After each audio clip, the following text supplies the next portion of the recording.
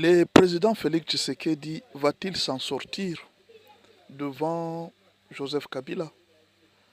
Au fait, dans l'interview que Kabila a accordée aux médias de l'Afrique australe, Kabila a dit beaucoup de choses, mais quand vous sentez dans son discours, vous allez conclure, vous allez dire que c'est un monsieur qui a été sérieusement blessé par Félix Tshisekedi et même déçu.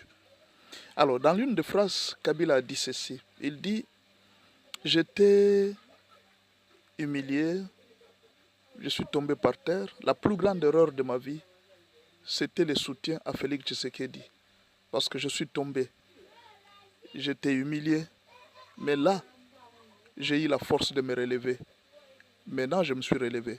Alors, quand l'ancien président Kabila a dit qu'il s'est relevé, il a eu la force, il s'est relevé, il est sorti fort, il est sorti vainqueur dans cette épreuve. Qu'est-ce que cela veut dire? Est-ce que Félix va échapper à Joseph Kabila? Alors, je voulais vous faire une analyse, peut-être pour que vous puissiez comprendre la situation telle qu'elle se passe. Donc, Joseph Kabila dit maintenant qu'il s'est relevé. Il était par terre. Il s'est donc relevé. D'abord, il a commencé par montrer que l'origine de cette guerre en RDC, c'est l'échec de la gestion du président Félix Tshisekedi. Il a regretté que le président Félix Tshisekedi ait fait intervenir les armées étrangères. Il fallait que la situation soit résolue comme ça parce que lui, quand il était président, la meilleure façon qu'il avait fait, c'était de faire partir les armées étrangères d'abord et puis résoudre les problèmes par la suite. Bon, dans un contexte clair, je vais vous dire qu'est-ce qui s'est passé en fait. Au sein de l'Union sacrée, je vous parle d'abord de la difficulté que Félix a vis-à-vis de Kabila. Au sein de l'armée de l'Union sacrée, il y a 3 groupes de personnes. Il y a des personnes qui ont été déçues par la Kabylie, donc qui ont rejoint Félix Tshisekedi parce qu'ils ont été déçus par Kabila. Le deuxième groupe, c'est un groupe qui a été envoyé par Kabila lui-même pour infiltrer Félix Tshisekedi afin d'avoir toutes les informations et de les contrôler. Le troisième groupe, ce sont des gens qui ont toujours besoin de travailler pour chercher l'argent. C'est-à-dire des gens qui sont venus en politique, pas pour la politique, mais pour l'argent. Ces gens-là ont quitté Kabila pour chercher l'argent. Ils ne peuvent pas rester comme ça chômeurs, ils ne peuvent pas. Et la loyauté ne leur dit rien. Leur loyauté, c'est l'argent. Donc il y a ces 3 groupes de personnes. Malheureusement, cette situation est presque la même au sein de l'armée. Ça, c'est dans l'Union sacrée. Vous voyez un peu la difficulté que Félix a. Donc si au sein de l'Union sacrée, Félix a 100 personnes, diviser ces 100 personnes par 3, il y a peut-être 30 qui lui sont loyales. Il y a aussi 30% de personnes qui sont venues pour l'argent. Et il y a peut-être 30% de personnes qui ont été envoyées juste pour venir infiltrer le groupe afin de contrôler Félix Tshisekedi, envoyé par le Joseph Kabila. Cette situation est la même aussi au sein de l'armée. Dans l'armée congolaise, il y a des soldats qui dépendent de Paul Kagame. Il y a des soldats qui dépendent de Joseph Kabila. Tout comme il y a aussi des soldats qui sont venus dans l'armée pour chercher l'argent. Ce sont des opportunistes. Ils travaillent avec tout président qui peut venir, qui peut leur donner l'opportunité de gagner l'argent. Mais il y a aussi des présidents qui sont loyaux et fidèles à la nation. Mais malheureusement, ces soldats-là n'ont pas nécessairement des titres ou même de places, de fonctions qui peuvent les permettre d'avoir des décisions. Et ce n'est pas fini. Il y a la même situation au sein de l'administration publique. Il y a des gens qui sont dans l'administration publique parce qu'ils travaillent pour la nation. Il y a les autres qui ont été engagés, ils sont venus dans l'administration publique à cause de Joseph Kabila, donc ils lui sont fidèles. Il y a aussi des gens qui sont dans l'administration publique à cause du président Kagame, ils lui sont fidèles. Tout comme il y a aussi des gens qui sont dans l'administration publique à cause de Félix Tshisekedi. L'administration publique a aussi un autre problème. Il y a division au sein de l'administration publique. Donc vous voyez un peu, l'armée est divisée, l'administration publique est divisée, le groupe qui devrait être le groupe de soutien de l'Union sacrée est divisé. Donc essayez un peu de voir 30% des gens qui sont pour Kabila, 30% de ceux qui sont pour Félix, 30% de ceux qui sont venus pour chercher l'argent. C'est la même chose pour tout le monde. Donc, essayez un peu de voir toutes ces situations-là.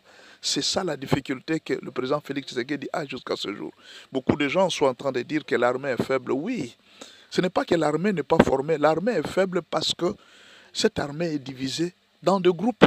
Il y a des gens qui, jusqu'à ce jour, sont soumis à Joseph Kabila. C'est tout un réseau au sein de l'armée qui travaille pour Joseph Kabila. Il y a aussi, au sein de l'armée, des gens qui sont dans un réseau où ils travaillent seulement pour l'argent. D'autres aussi, ils sont là, ils aiment la patrie. Mais quelquefois, ils n'ont pas toujours la fonction et la décision finale à dire par rapport à la situation du pays. Bon, imaginez un peu que toi, tu es colonel et c'est le général qui te commande. Qu'est-ce que tu vas faire si le général a décidé au niveau de l'armée?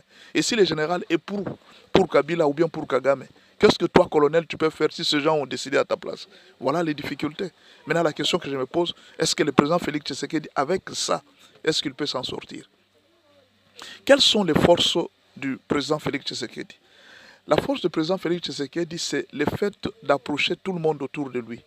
Vous savez, le fait d'être avec vos amis et vos ennemis autour, tôt ou tard, vous finirez par savoir ce que ces gens sont venus faire. Au lieu de les laisser loin, par exemple aujourd'hui, Nanga est loin de Félix, c'est difficile que Félix sache tout ce que Nanga dit et cause. Mais tous ceux qui sont autour de Félix Tshisekedi, qui travaillent avec lui, ils peuvent facilement être rattrapés et connus et même livrer des informations. Parfois, ils peuvent même trahir Joseph Kabila pour dire que non, voilà, Mokonzi, le chef, si tu vois, on est là, nous sommes envoyés, voici les réseaux tels que nous travaillons au sein du réseau. C'est ainsi que vous avez vu Félix Tshisekedi échapper à plusieurs coups parce que parmi ceux qui travaillaient pour Kabila, il y en a qui ont trahi. Il y en a qui ont dit la vérité au président de la République parce que la force qu'il avait, c'était approcher tout le monde autour de lui, amis et ennemis. Et ça l'a aidé un peu jusqu'aujourd'hui à être fort. La deuxième force de Félix Tshisekedi, c'est la population. La population a compris la vision. La population a compris les intérêts nationaux et internationaux du pays. La population a compris le vrai combat. Du temps de Mouzé, la population ne discernait pas. La population ne discernait pas vraiment du tout. Mais actuellement, la population a compris.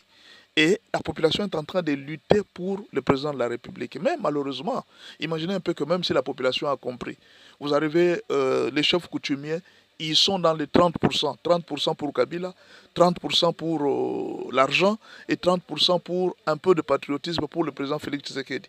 Si l'argent passe et qu'on corrompt on corrompt les militaires, on corrompt les politiciens, on corrompt tous, même au sein de l'opposition, c'est le même pourcentage. Il y a des gens qui travaillent pour Joseph Kabila jusqu'à aujourd'hui. Au sein des pasteurs, il y a des pasteurs qui travaillent pour Joseph Kabila jusqu'à aujourd'hui. Au sein des journalistes, la même répartition et la même division. Voilà un peu comment est-ce que les choses sont en train de se passer. Mais là, la question, est-ce que le président Félix Tshisekedi va-t-il échapper à la force de Kabila? Parce que Kabila est en train de travailler pour récupérer le pouvoir.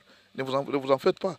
Si même Kabila arrivait en dernière minute, et qu'il n'arrivait pas à avoir ce qu'il cherche, peut-être arriver à Kinshasa, attendez-vous à une chose, Kabila et Kagame vont déclarer dans peu de jours une république de l'Est.